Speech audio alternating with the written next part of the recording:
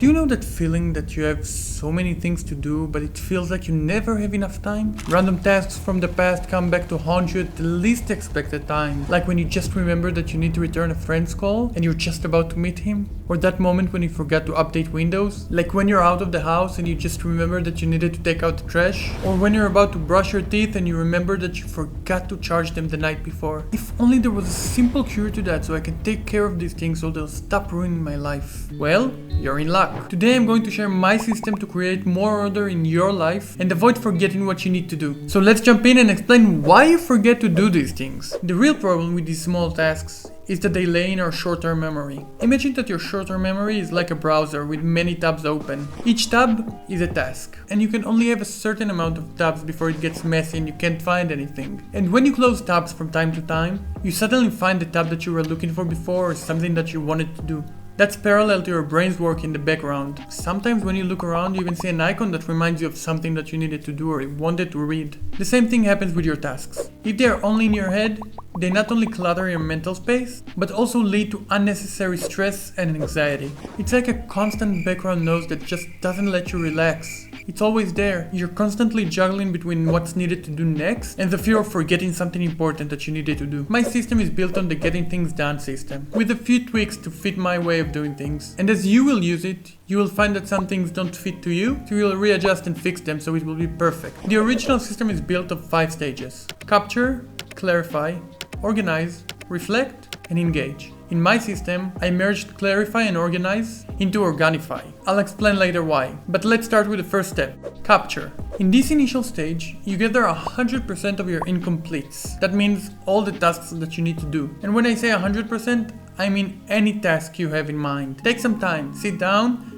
and write them. Big or small, personal or work related, urgent or not, it goes to the list. Some things are so small that they might take you less than 2 minutes, but they also go to the list. Why? Because otherwise they take mental space and clutter your brain. They take the room for creativity and create anxiety and stress. The thing about tasks is that if it's not stored in an external system, it's stored in your brain and it takes mental space. So maybe your system will be on a physical space like notes and folders, or maybe you prefer to use a digital tool like Trello, Notion, Apple Reminders, etc. The first step is just to collect everything in one place. For example, even though I know I want to publish a video every week and I know the process, I still have the tasks written. I just don't want to need to remember these things. And from now on, I'm going to use terms from Trello because that's the tool I use for my day-to-day tasks. So a board is an area where you can create lists and tasks. A list is like a bucket that you will soon see, and that's where I put my tasks. So let's move on to clarify and organize, or as I called it before, Organify. This part is the heart of the process. Putting all your tasks in a list is good and it's the first step towards a clearer life. But now we need to do something with them. So we go through each one and we think, is it something that we can handle right now? Is it something that we need to delay because we're waiting for something else to happen? Perhaps we're not the best person to do the task and we can delegate it. Here's a diagram that explains exactly, step by step, how to clarify the tasks. In the outer part, we can see the name of the lists that we're going to create. Let's start with the trash. Any task you thought was relevant but is not anymore, goes to the trash. You might also hit a crossroads when you're not sure if you should do that or not. Most of the times, you can just trash it. That's what I do. Sometimes / maybe. Here you put all the things that you might want to do in the future, like planning a trip or taking a course. This is a great list because it helps you find things to do. Things you couldn't before,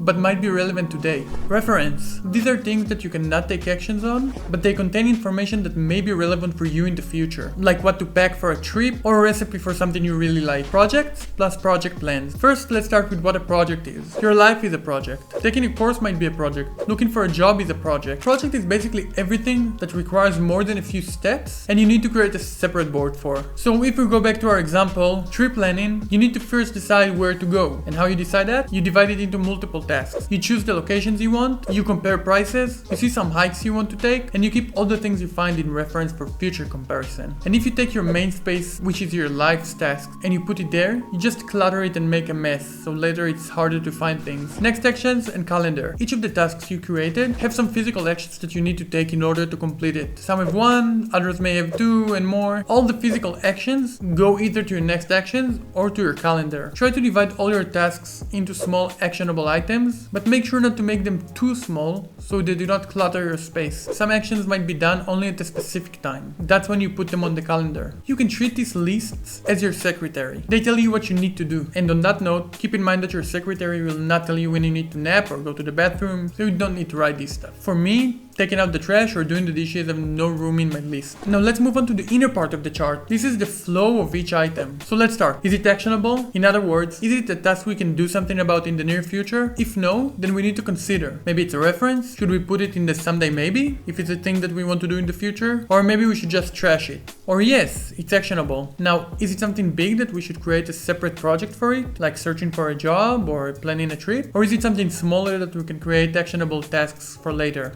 Now, one important thing about projects, since they're in a separate board, we treat them separately. We run the whole process on them as well. Each of these tasks has multiple next actions, so refresh your resume, add new experiences if there are, make sure it looks good, update personal website with a new resume, and you get the point for the rest. Another example from my life is creating these YouTube videos. So the big task is create a YouTube video, and I separate it into write a script, create a thumbnail, record the video, edit the video, upload it, and fix the subtitles. Now why did I combine organize and clarify? So when I clarify a task, I also put it in the relevant lists. I don't go through all of them first to clarify and then organize, I do it at the same time. That makes more sense for me. Moving on to the fourth step, reflect. What I like to do is imagine that this step is a weekly strategy session with myself. Just me and my lists. I take this time to review everything I have. Ongoing projects, pending tasks, and all the things I've left for later. It's about reassessing priorities and making sure my to-do list aligns with my goals. Sometimes that means trashing tasks I don't need anymore. This weekly ritual helps me stay organized and ensures that whatever I have on my lists is there for a reason. I will share a PDF for a weekly review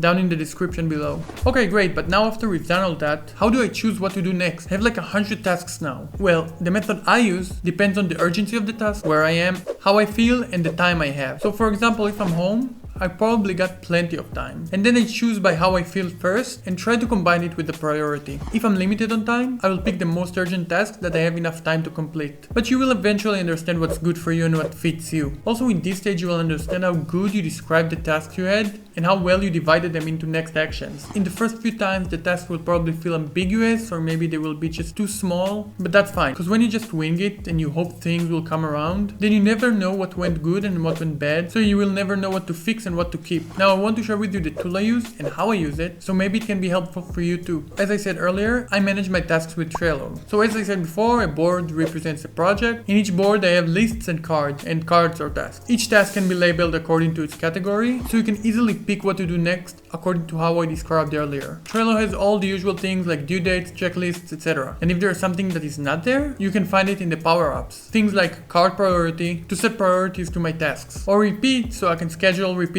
tasks like creating YouTube videos. My labels change from time to time according to the situation in my life or the project. You can also create automated tasks to make Trello that much more easy to use and make your tasking much nicer. Okay, so that was the whole system. Let's quickly summarize it. First, capture. Second, Organify. Go over each task along with the diagram to decide to which list each task belongs to and to divide the tasks, if needed, to next actions or create a board for a project. Step number 3, reflect. This is your weekly strategy session where you choose which tasks are relevant and which are not. And the last part, engage. In this part you complete the tasks in your next actions list. Now keep in mind that this method creates a system for your tasks. When you have a system, even a bad one and a flawed one, you can always readjust it along the way to fit your needs. So for example, you might have divided your tasks into too many small actionable items. So next time you will know that you can handle more and that you can group some of them. When you just wing it as you go, you can't readjust anything because you don't know what was good and what was bad. And then, once you have a reliable system, you can move around carefree, not worrying about things that you have to do, or maybe you forgot something to do, or depend on luck to remind you. You know now that you have it all in your system. Thank you for watching the video. I hope I was able to provide value to you and that it will make your life that much clearer. I appreciate each and every one of you, and I'll see you in the next one.